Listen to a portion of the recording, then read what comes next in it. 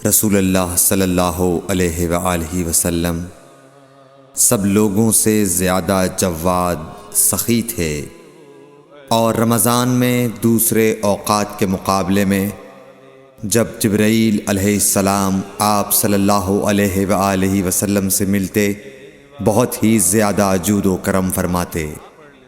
جبرائیل علیہ السلام رمضان کی ہر رات میں آپ صلی اللہ علیہ وآلہ وسلم سے ملاقات کرتے اور آپ کے ساتھ قرآن کا دورہ کرتے۔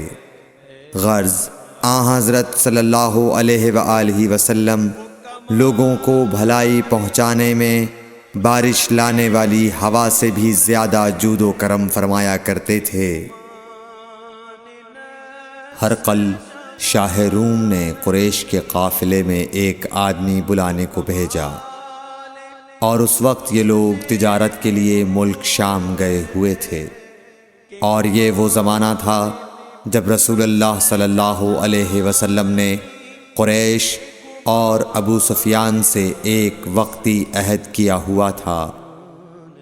جب ابو سفیان اور دوسرے لوگ ہرقل کے پاس ایلیا پہنچے جہاں ہرقل نے دربار طلب کیا تھا، اس کے گرد روم کے بڑے بڑے لوگ، علماء، وزراء و امراء بیٹھے ہوئے تھے۔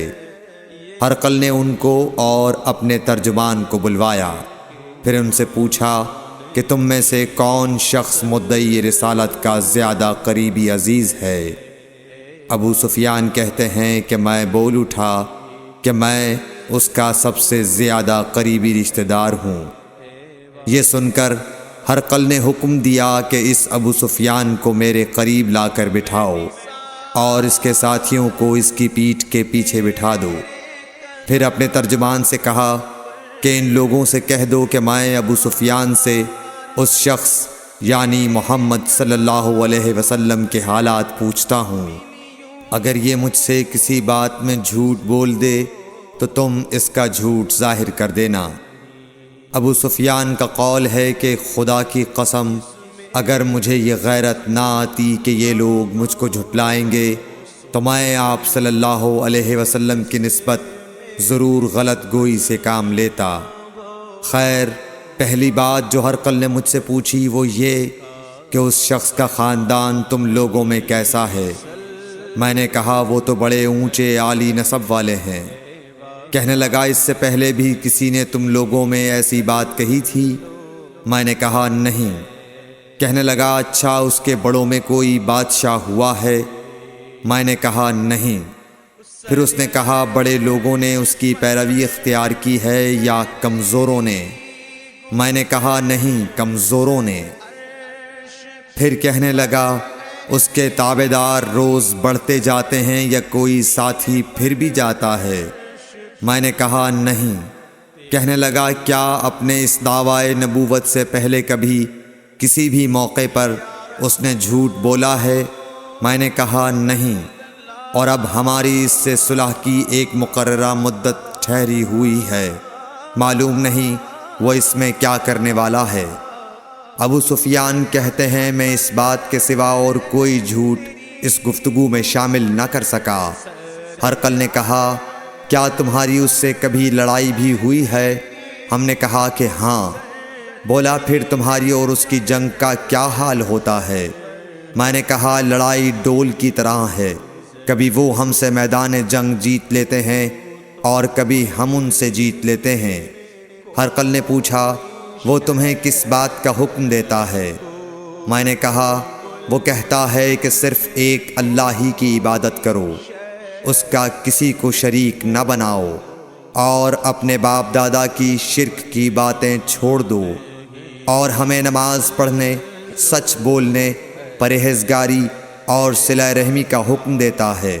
یہ سب سن کر پھر ہرقل نے اپنے ترجمان سے کہا کہ ابو سفیان سے کہہ دے کہ میں نے تم سے اس کا نسب پوچھا تو تم نے کہا کہ وہ ہم سے عالی نسب ہے، اور پیغمبر اپنی قوم میں عالی نسب ہی بھیجے جایا کرتے ہیں۔ میں نے تم سے پوچھا کہ دعوی نبوت کی یہ بات تمہارے اندر اس سے پہلے کسی اور نے بھی کہی تھی؟ تو تم نے جواب دیا کہ نہیں۔ تب میں نے اپنے دل میں کہا کہ اگر یہ بات اس سے پہلے کسی اور نے کہی ہوتی تو میں سمجھتا کہ اس شخص نے بھی اسی بات کی تقلید کی ہے جو پہلے کہی جا چکی ہے۔ میں نے تم سے پوچھا کہ اس کے بڑوں میں کوئی بادشاہ بھی گزرا ہے تو تم نے کہا کہ نہیں۔ تو میں نے دل میں کہا کہ ان کے بزرگوں میں سے کوئی بادشاہ ہوا ہوگا تو کہہ دوں گا کہ وہ شخص اس بہانے اپنے آباء و اجداد کی بادشاہت اور ان کا ملک دوبارہ حاصل کرنا چاہتا ہے۔ اور میں نے تم سے پوچھا کہ اس بات کے کہنے یعنی پیغمبری کا دعویٰ کرنے سے پہلے تم نے کبھی اس کو دروغ گوئی کا الزام لگایا ہے؟ تم نے کہا کہ نہیں۔ تو میں نے سمجھ لیا کہ جو شخص آدمیوں کے ساتھ دروغ گوئی سے بچے وہ اللہ کے بارے میں کیسے جھوٹی بات کہہ سکتا ہے۔ اور میں نے تم سے پوچھا کہ بڑے لوگ اس کے پیرو ہوتے ہیں یا کمزور آدمی؟ تم نے کہا کمزوروں نے اس کی اتباع کی ہے۔ تو دراصل یہی لوگ پیغمبروں کے متبعین ہوتے ہیں۔ اور میں نے تم سے پوچھا کہ اس کے ساتھی بڑھ رہے ہیں یا کم ہو رہے ہیں؟ تم نے کہا کہ وہ بڑھ رہے ہیں، اور ایمان کی کیفیت یہی ہوتی ہے حتیٰ کہ وہ کامل ہو جاتا ہے۔ اور میں نے تم سے پوچھا کہ آیا کوئی شخص اس کے دین سے ناخوش ہو کر مرتد بھی ہو جاتا ہے؟ تم نے کہا نہیں۔ تو ایمان کی خاصیت بھی یہی ہے، جن کے دلوں میں اس کی مسرت رچ بس جائے وہ اس سے لوٹا نہیں کرتے۔ اور میں نے تم سے پوچھا کہ آیا وہ کبھی عہد شکنی کرتے ہیں؟ تم نے کہا نہیں۔ پیغمبروں کا یہی حال ہوتا ہے، وہ عہد کی خلاف ورزی نہیں کرتے۔ اور میں نے تم سے کہا کہ وہ تم سے کس چیز کے لیے کہتے ہیں؟ تم نے کہا کہ وہ ہمیں حکم دیتے ہیں کہ اللہ کی عبادت کرو، اس کے ساتھ کسی کو شریک نہ ٹھہراؤ، اور تمہیں بتوں کی پرستش سے روکتے ہیں، سچ بولنے اور پرہیزگاری کا حکم دیتے ہیں۔ لہٰذا اگر یہ باتیں جو تم کہہ رہے ہو سچ ہیں تو ان قریب وہ اس جگہ کا مالک ہو جائے گا کہ جہاں میرے یہ دونوں پاؤں ہیں۔ مجھے معلوم تھا کہ وہ پیغمبر آنے والا ہے، مگر مجھے یہ معلوم نہیں تھا کہ وہ تمہارے اندر ہوگا۔ اگر میں جانتا کہ اس تک پہنچ سکوں گا تو اس سے ملنے کے لیے ہر تکلیف گوارا کرتا۔ اگر میں اس کے پاس ہوتا تو اس کے پاؤں دھوتا۔ ہرقل نے رسول اللہ صلی اللہ علیہ وسلم کا وہ خط منگایا جو آپ نے وحیہ کلبی رضی اللہ تعالیٰ عنہ کے ذریعے حاکم بصرہ کے پاس بھیجا تھا، اور اس نے وہ ہرقل کے پاس بھیج دیا تھا۔ پھر اس کو پڑھا تو اس میں لکھا تھا، اللہ کے نام کے ساتھ جو نہایت مہربان اور رحم والا ہے۔ اللہ کے بندے اور اس کے پیغمبر محمد صلی اللہ علیہ وسلم کی طرف سے یہ خط ہے شاہ روم کے لیے۔ اس شخص پر سلام ہو جو ہدایت کی پیروی کرے۔ اس کے بعد میں آپ کے سامنے دعوت اسلام پیش کرتا ہوں۔ اگر آپ اسلام لے آئیں گے تو دین و دنیا میں سلامتی نصیب ہوگی، اللہ آپ کو دوہرا ثواب دے گا، اور اگر آپ میری دعوت سے روگردانی کریں گے تو آپ کی رعایا کا گناہ بھی آپ ہی پر ہوگا۔ اور اے اہل کتاب، ایک ایسی بات پر آ جاؤ جو ہمارے اور تمہارے درمیان یکساں ہے، وہ یہ کہ ہم اللہ کے سوا کسی کی عبادت نہ کریں اور کسی کو اس کا شریک نہ ٹھہرائیں، اور نہ ہم میں سے کوئی کسی کو خدا کے سوا اپنا رب بنائے۔ پھر اگر وہ اہل کتاب اس کتاب سے منہ پھیر لیں تو مسلمانوں، تم ان سے کہہ دو کہ تم مانو یا نہ مانو، ہم ایک خدا کے اطاعت گزار ہیں۔ ابو سفیان کہتے ہیں، جب ہرقل نے جو کچھ کہنا تھا کہہ دیا اور خط پڑھ کر فارغ ہوا تو اس کے ارد گرد بہت شور و غوغا ہوا، بہت سی آوازیں اٹھیں اور ہمیں باہر نکال دیا گیا۔ تب میں نے اپنے ساتھیوں سے کہا کہ ابو کبشہ کے بیٹے حضرت صلی اللہ علیہ وسلم کا معاملہ تو بہت بڑھ گیا۔ دیکھو تو اس سے بنی اصفر روم کا بادشاہ بھی ڈرتا ہے۔ مجھے اس وقت سے اس بات کا یقین ہو گیا کہ حضور صلی اللہ علیہ وسلم ان قریب غالب ہو کر رہیں گے، حتیٰ کہ اللہ نے مجھے مسلمان کر دیا۔ راوی کا بیان ہے کہ ابن ناطور ایلیا کا حاکم ہرقل کا مصاحب اور شام کے نصارہ کا لاٹ پادری بیان کرتا تھا کہ ہرقل جب ایلیا آیا ایک دن صبح کو پریشان اٹھا تو اس کے درباریوں نے دریافت کیا کہ آج ہم آپ کی حالت بدلی ہوئی پاتے ہیں، کیا وجہ ہے؟ ابن ناطور کا بیان ہے کہ ہرقل نجومی تھا، علم نجوم میں وہ پوری مہارت رکھتا تھا۔ اس نے اپنے ہم نشینوں کو بتایا کہ میں نے آج رات ستاروں پر نظر ڈالی تو دیکھا کہ ختنہ کرنے والوں کا بادشاہ ہمارے ملک پر غالب آ گیا ہے۔ بھلا اس زمانے میں کون لوگ ختنہ کرتے ہیں؟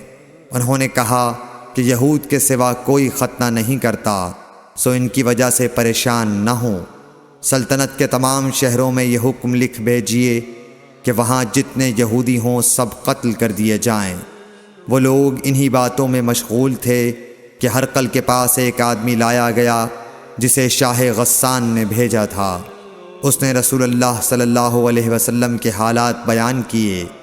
جب ہرقل نے سارے حالات سن لیے تو کہا کہ جا کر دیکھو وہ ختنہ کیے ہوئے ہے یا نہیں۔ انہوں نے اسے دیکھا تو بتلایا کہ وہ ختنہ کیا ہوا ہے۔ ہرقل نے جب اس شخص سے عرب کے بارے میں پوچھا تو اس نے بتلایا کہ وہ ختنہ کرتے ہیں۔ تب ہرقل نے کہا کہ یہی محمد صلی اللہ علیہ وسلم اس امت کے بادشاہ ہیں جو پیدا ہو چکے ہیں۔ پھر اس نے اپنے ایک دوست کو رومیہ خط لکھا اور وہ بھی علم نجوم میں ہرقل کی طرح ماہر تھا۔ پھر وہاں سے ہرقل حمص چلا گیا۔ ابھی حمص سے نکلا نہیں تھا کہ اس کے دوست کا خط اس کے جواب میں آ گیا۔ اس کی رائے بھی حضور صلی اللہ علیہ وسلم کے ظہور کے بارے میں ہرقل کے موافق تھی کہ محمد صلی اللہ علیہ وسلم واقعی پیغمبر ہیں۔ اس کے بعد ہرقل نے روم کے بڑے آدمیوں کو اپنے حمص کے محل میں طلب کیا اور اس کے حکم سے محل کے دروازے بند کر لیے گئے۔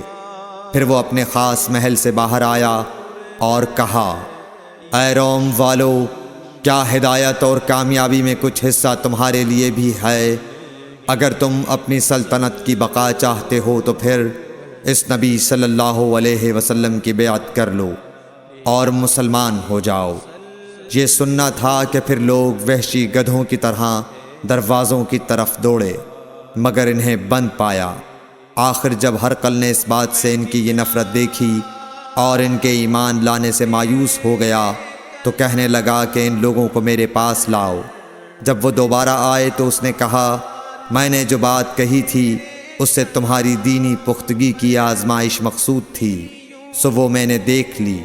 تب یہ بات سن کر وہ سب کے سب اس کے سامنے سجدے میں گر پڑے اور اس سے خوش ہو گئے۔ بالآخر ہرقل کی آخری حالت یہی رہی